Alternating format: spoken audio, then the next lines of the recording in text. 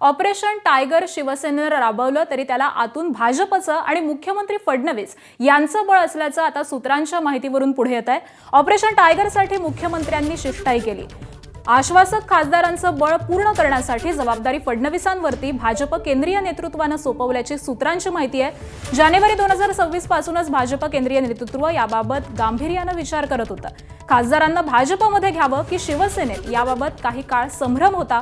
मुख्यमंत्र्यांनी संबंधित खासदारांशी थेट संवाद साधून त्यांच्या राजकीय भवितव्याची जबाबदारी स्वीकारण्याचं आश्वासन दिल्यावर चर्चांना वेग आला अशी सूत्रांची माहिती आहे। मुख्यमंत्र्यांनीच शब्द दिल्यावरती मग वेगानं हालचाली सुरू झाल्या अशी माहिती सूत्रांनी दिली आहे।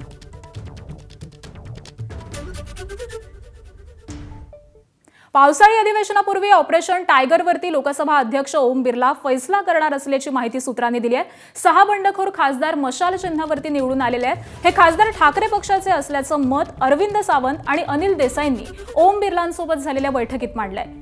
दरम्यान कायद्याच्या चौकटीमध्ये राहून न्याय करू असं आश्वासन ओम बिर्लांनी दिलंय। त्याआधी ठाकरेंच्या 6 खासदारांनी अध्यक्षांना भेटून शिंदेंच्या नेतृत्वातील शिवसेनेमध्ये सामील होण्याचं पत्र दिलंय। त्याबरोबरच डीएमके आणि टीएमसीच्या खासदारांना इंडिया आघाडीपासून वेगळं बसवण्याच्या प्रश्नावरती देखील निर्णय होणार असल्याची माहिती सूत्रांनी दिलेली आहे।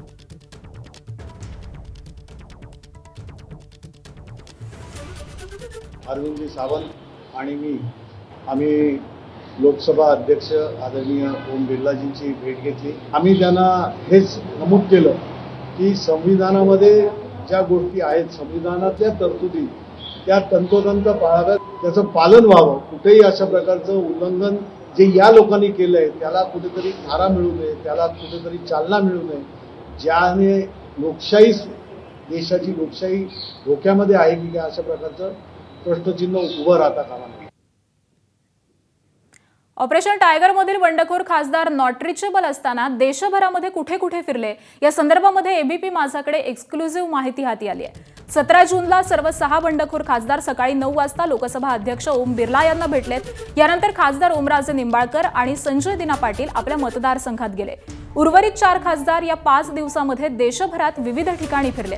खासदार संजय देशमुख, खासदार संजय जाधव, खासदार नागेश पाटील आष्टीकर, खासदार भाऊसाहेब वागचौरे हे सर्व 4 खासदार सोबत होते।